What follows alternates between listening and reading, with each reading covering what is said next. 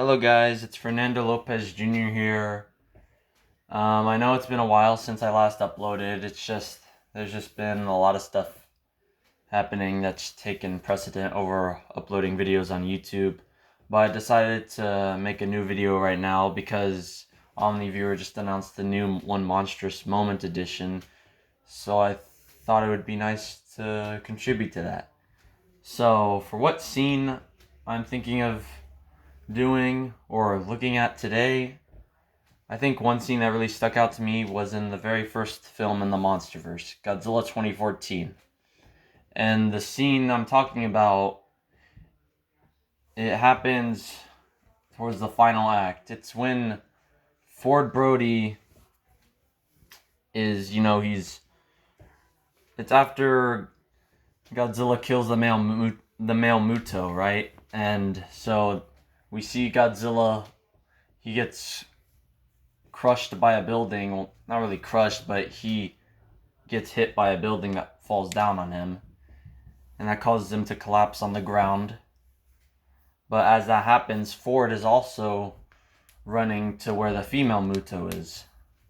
And then he stops, and as he stops, he sees Godzilla as he's falling. And then the two of them meet eye to eye. And something about the way it's shot. First of all, I really like the way it conveys the size of Godzilla compared to Ford, since obviously Ford's just a regular human and Godzilla is a literal giant monster. But I really liked the way it was framed. And as that scene happens, we see Ford and Godzilla, they lock eyes. And as they lock eyes, it's almost like Ford understands Godzilla more. I think we have to look a bit more at what Ford was going through in the movie before. I know a lot of people don't really like Ford, but I feel like a lot of the hate that goes toward Ford is only because people expected Bryan Cranston's character to be the main protagonist, but of course he wasn't. And I understand that, but I don't think that means Ford is necessarily a bad protagonist. I think he makes for a good lead in the movie. And especially with this scene and how it kind of brings his, I guess, like, arc full circle. Because, in the beginning of the movie, we're introduced to him as a kid, but his family's torn apart because of the male Muto attacking the power plant in Janjira that kills his mom. And his relationship with his dad becomes strained after that. Then we see him 15 years later as an adult. He has his own family. He seems to have moved on from that part of his life, but his dad hasn't. So through that part of the movie, they kind of show Ford and Joe going back and forth about what really happened that day that his mom died. And then he reluctantly decides to go with him back into Janjira. And of course that leads to them getting taken in by Monarch, and then the male Muto breaks out. And that leads to Joe losing his dad. Ford losing his dad. And so now Ford is working with Monarch. And then we go to the scene where Dr. Serizawa brings him to that room and he tells him about Godzilla and more about where the Mutos came from. And judging from the way he looks when he sees the image of Godzilla rising from the ocean and the comment he makes, he refers to him as a monster. But the way he says it, it's a good indicator that he doesn't see Godzilla as any more than the Mutos. Like, he just thinks he's the same as the Mutos. He's just another monster that's a threat. He doesn't think anything more about Godzilla. So then the rest of the movie, of course, he's trying to get back to his family. The Mutos start attacking, though, and Godzilla shows up. And it's chaos, pretty much, through the middle act of the movie. So we focus on him trying to get back to his family while the world is on fire because there are literal giant monsters fighting each other and causing destruction.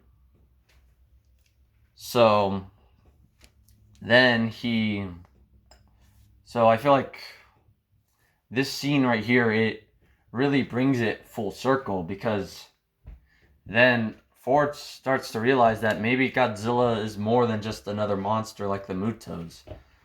Because he realizes that, like Godzilla, they both have similar goals. Like, they actually have similarities, weirdly enough, which I know it sounds weird, but it's true. Like, both lost something to the Mutos. For Ford, it was his mom and his dad, so both of his parents died because of the male Muto. And for Godzilla, well, it's established that the Mutos are like a parasite to Godzilla, like his species, so it's implied that they killed a lot of members of his species. I mean, they did show the skeletal remains of one of his relatives. So both of them have lost something or someone due to the Mutos. And Ford, I mean, Serizawa does tell Ford that they found the bones of a member of Godzilla's species.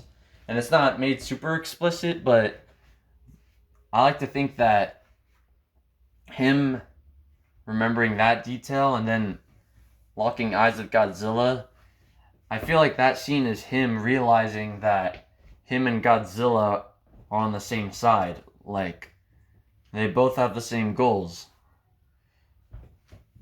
So, when Ford looks at Godzilla, and the way Godzilla looks at him, it seems like Godzilla thinks that there's more to humans. Because throughout the movie, Godzilla is just indifferent to the humans. Like, he sees them as nothing more than bugs. He's really focused on getting to the Mutos. The humans just happen to get in the way, but he's not actively trying to retaliate against them. They just happen to get in the way. But other than that, he doesn't seem to really care that much about the humans. So, him locking eyes with Ford, that could be interpreted as him realizing that maybe there's more to humans. Especially when you consider the fact that it was Ford who actually saved Godzilla from being killed by both the Mutos by bombing their nest, which was able to give Godzilla enough time to recharge. And he was able to separate the Mutos again, and of course he beats the male Muto. So, I just really like that scene. I think it's a really good scene. And I feel like people hate on Ford too much. I think he's better than most people give him credit for. And I also don't think Aaron Taylor Johnson's a bad actor, because the way some people they make it seem like his acting's bad too, but no, his acting's pretty good too. But yeah, I just really like how that scene goes full circle, or it brings it full circle when you look back at what happened before.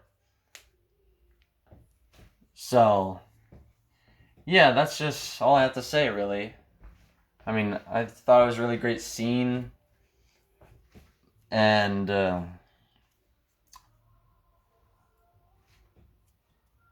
hold on, I'm sorry. This is unscripted, so I'm kind of rambling here, but I thought I chose this scene because I don't think enough people really talk about it. And also I thought it was fitting because, it was the first film in the MonsterVerse. The MonsterVerse is 10 years old now. I would have done a review on this scene for the last one, Monstrous Edition, but I just wasn't able to. And since there's an upcoming one, like in November, I thought that would be a good time. Just in time for Godzilla's 70th anniversary. So, yeah, those are my thoughts on the scene. It's nothing super deep like that. I know I'm not really an expert YouTuber like that, especially since this is unscripted. But those are my thoughts on the scene. If you guys want to leave your thoughts on it, I would like to see that, or I would like to read about that. As for what I'll do next in this channel, I'm not really sure. There's just been stuff in life that's just taken more precedent, If there's something that I really feel like I need to make a video on, I might. But yeah. But anyway, thanks for watching. Leave a like, subscribe if you want to. And I'll see you guys around. God bless.